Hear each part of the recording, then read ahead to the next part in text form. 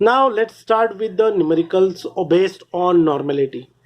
अब नॉर्मेलिटी के हम न्यूमेरिकल सॉल्व करने जा रहे हैं, तो स्टार्ट करेंगे सिंपल से। पहला क्वेश्चन है, the solution is prepared by dissolving 0.63 gram of oxalic acid in 100 centimetre cube of water, find the normality of solution.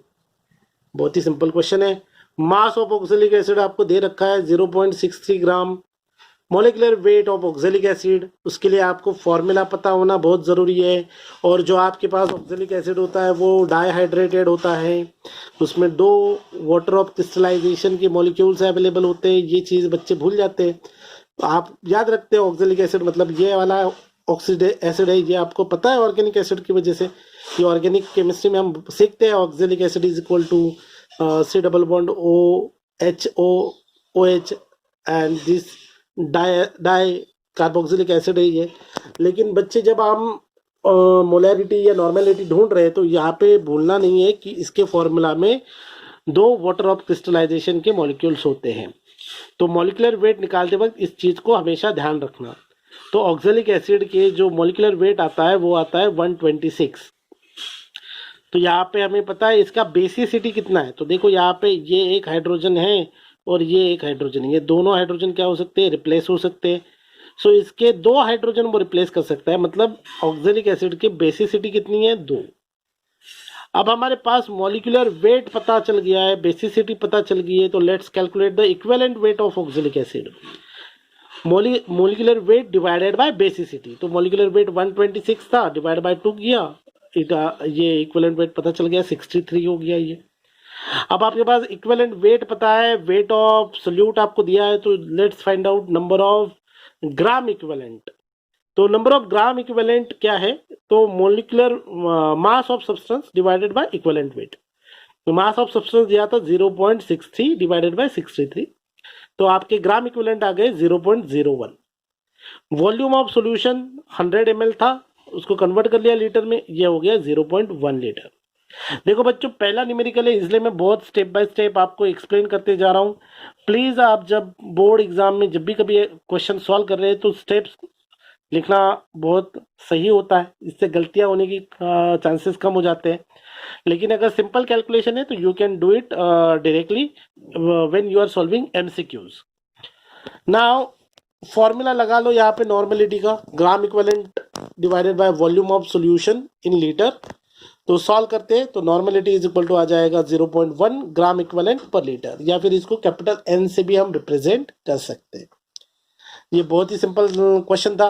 चलो थोड़ा और अच्छा वाला क्वेश्चन करते हैं। सो नेक्स्ट क्वेश्चन जो है ये आपको मैं दे रहा हूं, calculate normality of 1 litre decimolar H2SO4 solution.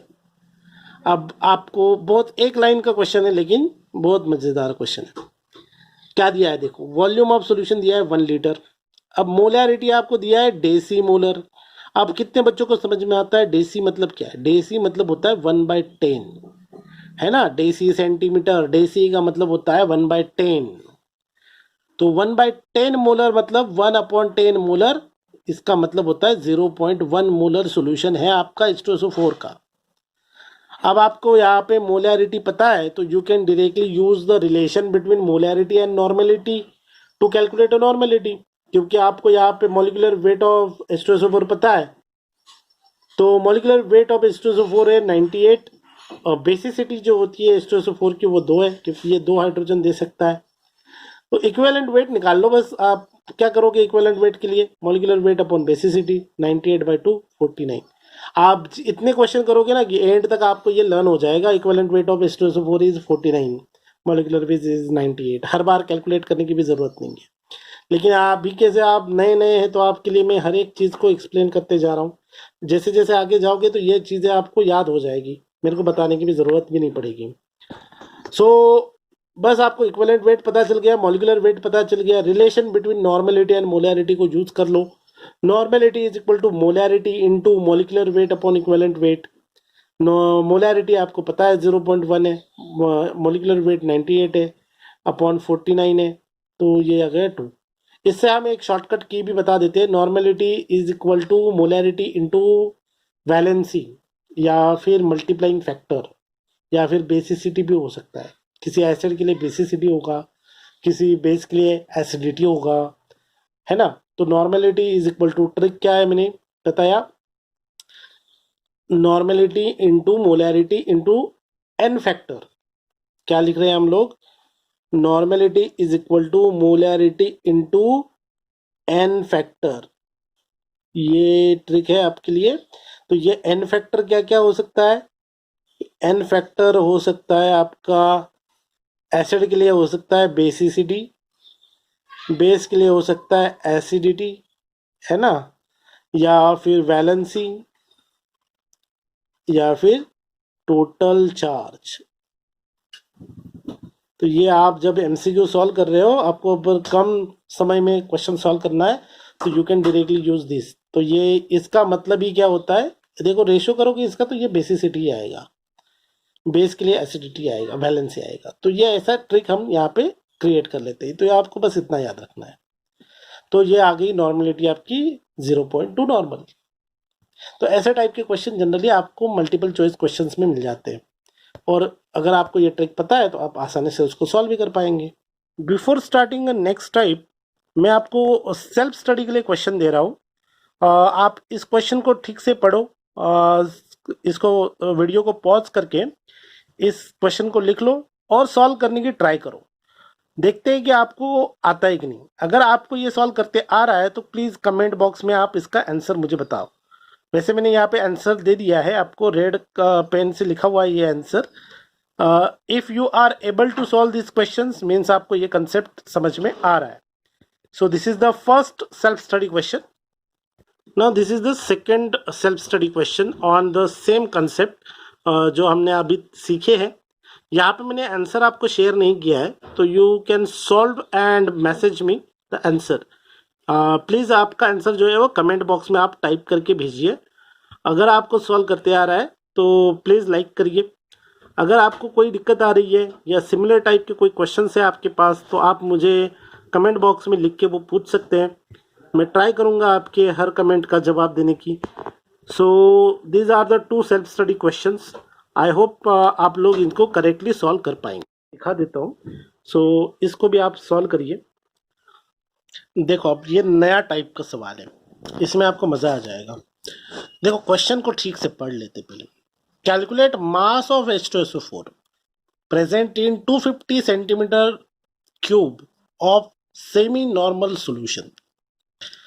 अब इस क्वेश्चन में आपको मोलैरिटी नहीं निकालनी है, नॉर्मेलिटी भी नहीं निकालनी है। आपको दिया है कि आपका जो सॉल्यूशन है वो सेमी नॉर्मल है, यानी नॉर्मेलिटी जो है वो आपको दिया है, और पूछ रहे हैं कि कितना मास ऑफ H2SO4 उसमें प्रेजेंट है। तो चलो फटाफट इसको सॉल्व करना शुरू करते हैं। पहले तो हम सिंपल चीज़ कर लेते हैं। वॉल्यूम ऑफ सॉल्यूशन दिया है 250 ml, उसको कन्वर्ट कर लीजिए लीटर में। अब नॉर्मेलिटी को कितना बोला है, सेमी नॉर्मल, मतलब सेमी का मतलब होता है 1/2 नॉर्मल, तो हाफ नॉर्मल है ये, 0.5 नॉर्मल आपको सॉल्यूशन दे रखा है। सो अगर मुझे वेट ऑफ सब्सटेंस निकालना है तो मैं डायरेक्टली फॉर्मूला लगा सकता हूँ ना यहाँ पे, weight of substance divided by equivalent weight into volume in litre.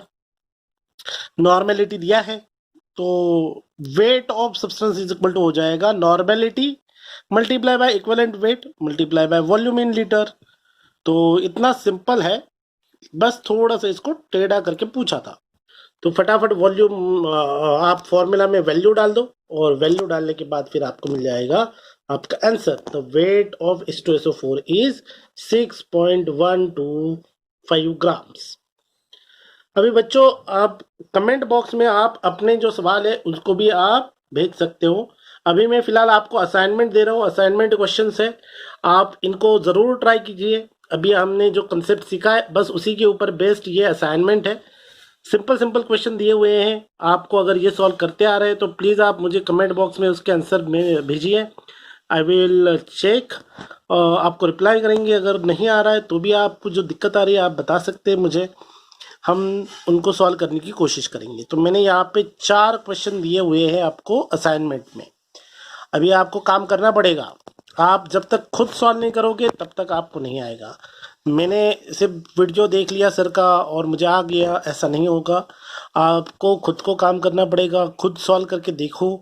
अगर आपसे सॉल्व हो रहे हैं तो अच्छी बात है, आप फिर चैनल को सब्सक्राइब कर लो, लाइक कर लो। अभी फ़िलहाल मैं आपको बहुत ही थियोरेटिकल और सिंपल वाले न्यूमेरिकल दे रहा हूँ।